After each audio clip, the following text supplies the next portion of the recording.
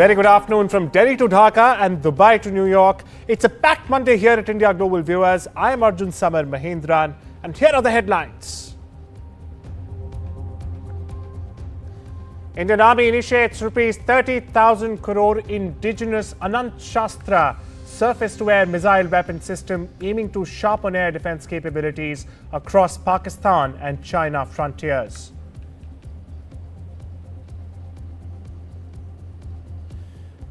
Pak PM Shehbaz Sharif, Asim Munir flash rare earth minerals at White House.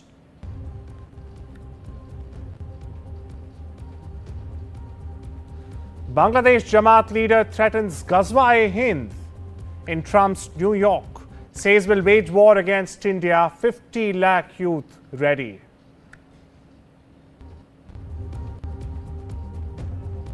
All on board for something special, says Trump ahead of meeting with Netanyahu. Development after US leader shared 21-point proposal aimed at concluding ongoing Israel-Hamas conflict.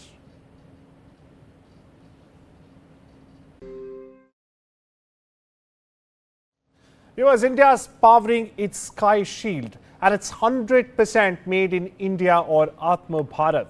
The Indian Army is moving fast to acquire the Anant Shastra missile system in a 30,000 crore rupee push, and it's boosting stocks and national security alike. Let's break it down for you. For starters, the Indian Army has issued a massive 30,000 rupee crore tender for the Anant Shastra. It's a next-gen defense missile system. It's one of the largest defense projects in recent years, to put things in perspective, and a big leap for the Indian firepower. Now, as soon as the tender went public, shares of Bharat Electronics Limited and BDL surged up as much as 2%, signaling strong investor confidence in India's defense manufacturing sector. Developed by the DRDO, the Defense Research Development Organization, the Anant Shastra is built for speed and agility. It's a mobile system that can in fact launch while on the move, making it perfect for fast-changing demand of modern combat. Now, once deployed, it will guard India's two most sensitive borders. What am I talking about? Well, with China in the north and Pakistan in the west, it will give Army a much needed shield in high tension zones as well. Now, the system per se is designed has proved itself during Operation Sindoor as well, where Indian forces, as we know, successfully neutralized enemy drones using integrated air defense units. Now, viewers, with a strike range of about 30-odd kilometers, the Anant Shastra can lock onto targets while moving and can also fire short holes, offering flexibility rarely seen in missile systems of this scale and size. But that's not it. It's also a huge win for the Make in India campaign or the initiative. The system is entirely indigenous from scratch to end, reducing reliance on foreign suppliers and building homegrown capabilities. It will join a powerful defense lineup working in sync with its existing systems like the Akash, the MR-SAM, and of course, the much-touted S-400, creating a multi-layered air defense shield, as we've seen in Western countries, much more developed countries like Israel and the US, for matter of fact. But it beat enemy drones or even fighter jets. The system is designed to neutralize all aerial threats before they can reach our soil. And of course, Army Chief General Upendra Dwivedi has been vocal about increasing indigenization in every arm of the forces. And Anant Shastra is a major step forward in that mission as well. Enter Anant Shastra, made at home, tested in India and built for the future. We shift our focus, viewers. In a high-stakes maneuver at the White House, Pakistan literally opened a box of minerals. That's correct. Prime Minister Shehbaz Sharif and Army Chief Asim Munir flashed a wooden case of rare earth elements at President Donald Trump, as you see there right on your screens right now. Their message was clear: Pakistan has the minerals America wants, and it wants investment in return. Now, the 90-minute odd meeting was more than just a handshake and photo ops. Islamabad, viewers, is actually dangling what it claims are $6 trillion worth of mineral reserves. Now, these allegedly include copper, gold, antimony, and even rare earths. They're critical to electronic vehicles, defense technology, and even semiconductors. With the global rare earths race heating up, Pakistan is trying very hard to position itself as a key player and an edge out China, which currently dominates mining in its Balochistan region. Meanwhile, Pakistan's army-backed pitch follows a $500 million deal with US Strategic Metals to set up a refinery. But that's also a major first. But what's the offer? Resources now, investor access, and strategic leverage in return.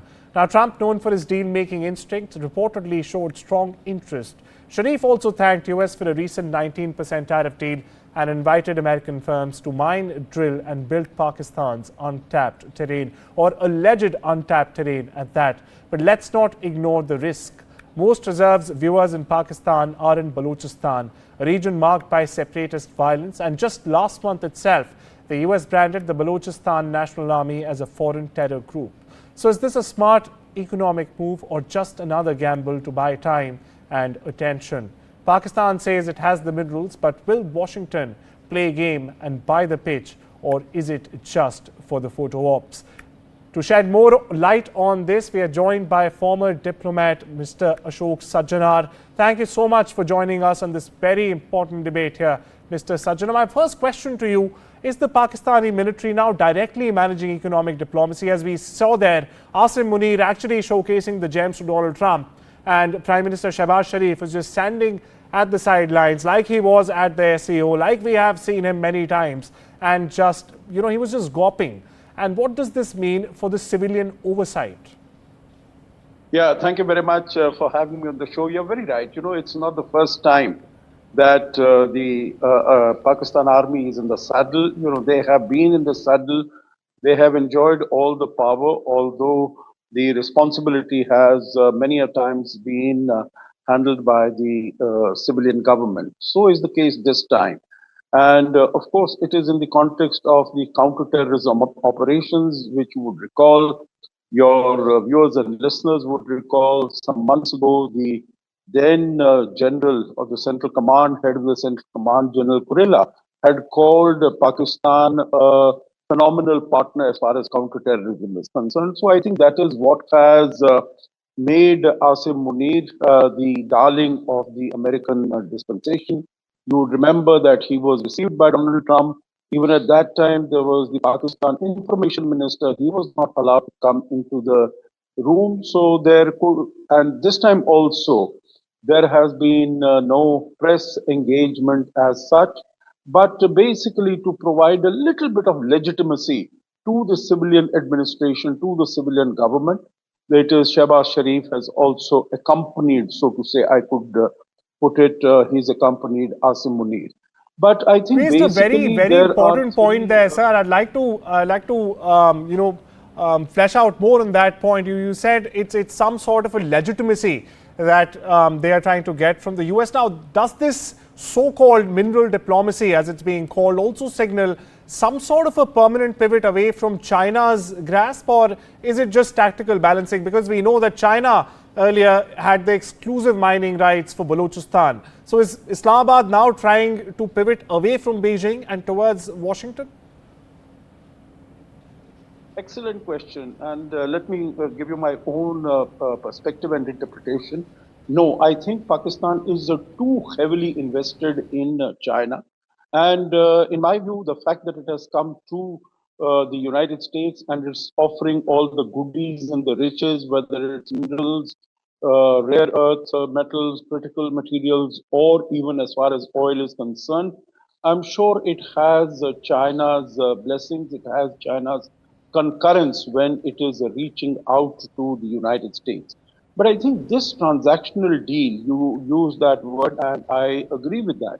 This transactional deal, I think, has many pitfalls because you see, so far these minerals have been offered to China, and China has a stranglehold as far as the supply of critical minerals to the United States is concerned. But even China has not been able to mine these critical minerals either in Balochistan or in Khyber Pakhtunkhwa because of the adverse security situation there. And if the Chinese, which are located just a few hundred kilometers across from the Pakistan border, they share the border with Pakistan. If they have not been able to deal with the insecurity there because of the Baloch struggle for independence there by the BLA and by the others, and also by the Tehreek-e-Taliban Pakistan, then how would the United States, coming from such a long distance, be able to deal with it? I think it will be very difficult. This is a carrot that is being dangled in front of the United States. Number two, I think Pakistan has been able to handle, to manage its relations, have this between China and the United States. But very soon, the United States will also realize, because it will want total loyalty from Pakistan, which Pakistan will not be able to provide. You have seen that both China and Pakistan have spoken out against America's possession of the Bagram base. Donald Trump has been talking about taking over the Bagram base in Afghanistan so that it can keep an eye on Absolutely, sir. whatever is happening in China. Absolutely. There are many variables to this, Mr. Sajjanar. Due to paucity of time, we'll have to move on. But a very, very quick answer for you, a yes or no answer. Now, can this rare earth minerals actually change Pakistan's debt trajectory, or is just another PR move? What do you think, sir? Can it actually help Islamabad with their debt trajectory or not? Whatever I have seen, whatever I have read, I don't think it is possible, because if it was possible, it would have been done long ago. And China has been there. China has been doing this, CPEC since 2013. So, it's more than 10 years that it has been there. Well, that's your last word, Mr. Sajjanar. If it would have been possible, Pakistan would have indeed done this a long time ago. And something I also want to add here, now all of these deals are being made at a time when there are more than 1 million who have been displaced internally in Pakistan because of the flash floods the region experienced only around a month ago. Thank you so much for joining us and taking out the time, sir. We shift our focus where a shocking threat from across the border has put India on alert. Now, Bangladesh's radical Jamaat-e-Islami viewers has openly invoked Ghazwa-e-Hind. It's promised a holy war with 5 million youth in India if India dares to intervene. Speaking in New York and not Dhaka, very interestingly, Jamaat Deputy Chief Syed Abdullah Muhammad Tahir made a fiery but a delusional statement, as they always do. 5 million youth are ready for a war against India, said Tahir. Yes, 50 lakh Bangladeshi youth allegedly ready for guerrilla warfare to erase the stain of the 71 war, claims the Jamaat-e-Islami in Bangladesh. Now, let's be clear, viewers, this is not just fringe chatter. This comes from a former member of parliament, the deputy leader of Bangladesh's second largest Islamist party, which has in fact just gained ground after Sheikh Hasina's ouster in 2024. As we all have seen, its leader was brought out of the prison. There was a ban on the party after the 71 movement, which was removed. And what about the audience? The audience was a packed hall of the Bangladeshi American Association. And all of these provocative statements were made in New York on US soil. Now, this is the same Jamaat that supported Pakistan in 1971. And now it claims to be waiting for an Indian intervention so it can prove itself as true freedom fighters. Meanwhile, their student wing, the Islami Chhatra Shibir, has just also swept elections in Dhaka University very recently. India's agencies have taken note. But here's the big question: should New Delhi treat this as an empty provocation or another empty provocation, or should it indeed prepare for a long-term ideological threat that's brewing just next door? To shed more light on this, I'm joined by Dr. Abhinav Pandya. He is the CEO of Usana's Foundation, a foreign policy think tank, and also a counter-terrorism expert. Thank you so much for taking out the time and joining us, Dr. Pandya. First question to you, sir. Now, with radical groups gaining in universities, as we just mentioned, is Bangladesh witnessing a Taliban-style grassroots capture, so to say? Yes, of course. I'm not at all surprised, with what's happening in Bangladesh. See, this was bound to happen. Let me put it at the outset even the so-called Awami League founders, like Sheikh Mujibur Rahman and all those people during the times of the partition, they were very staunchly against India, and they were staunchly in the support of the Pakistan movement. They supported the Muslim League. Some of the members took active participation in the Direct Action Day. And after the 1971 war, Bangladesh has very rapidly gone into the folds of radicalization in Islamism. They were just waiting for the ouster of Sheikh Hasina. Otherwise, society was ready at every level to get itself into the throes of Islamism. And Jamaat-e-Islami, when Jamaat-e-Islami says this, we should not take it lightly. Jamaat-e-Islami is a very strong organization.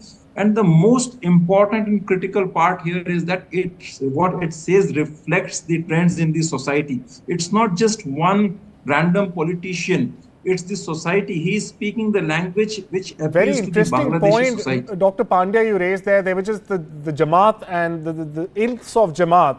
They were just waiting for the ouster of Hasina. Now, is Bangladesh also becoming another Islamist launchpad, or is it on its way to become a launchpad? What's the future looking like?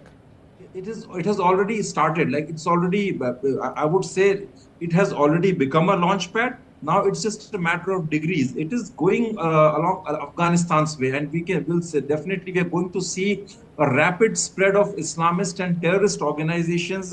Definitely there are local ones like Huji Bangladesh, Jamaatul Mujahideen, Ansarullah Bangla, Islamic State Bangladesh unit. Apart from that, you will also witness a very strong distribution and spread of Pakistan-sponsored groups like Jaish-e-Mohammed, Lashkar-e-Taiba, and groups like Sipah Sahaba, Lashkar-e-Jangvi, because there's a very strong network now between Bangladeshi Islamists and Pakistani Islamists. And this phenomena, this trend is going to be extremely dangerous for India, because they're going to send all these jihadists and all these radical extremists into India from the northeastern side. On the western side, we already have Pakistan, and internally in India also, we must be ready for a very strong segment of radical extremists and jihadists among the Muslim community who are already in touch with these radical and extremist segments in Bangladesh and Pakistan. Dr. Pandya, we saw the interim Prime Minister Muhammad Yunus at the UNGA spinning tall tales, making tall claims at that. He also spoke about elections, but there has not been any sort of a retort or a reply from Dhaka after this Jamaat-e-Islami's deputy leader made these worrying statements or provocative, inflammatory statements right out from New York. What does that signal? Does it signal tacit support or sheer loss of control? Very quickly, Dr. Pandya. We should not even expect any support, because the Bangladeshi government, these Yunus and all these fellows, they are hands in glove with these Islamists. And also the very fact that all this is happening in New York, it means that there are actors, state and non-state actors sitting in the New York, people pertaining to the deep state, who are actively and in a very, I would say, strong manner supporting these Islamist elements against India.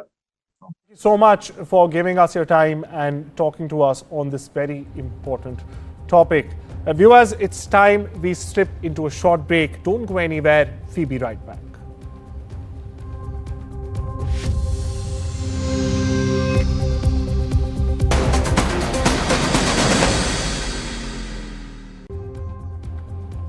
Welcome back, viewers, and it could be very well the most ambitious peace push in years together, or just another diplomatic illusion as we've been seeing.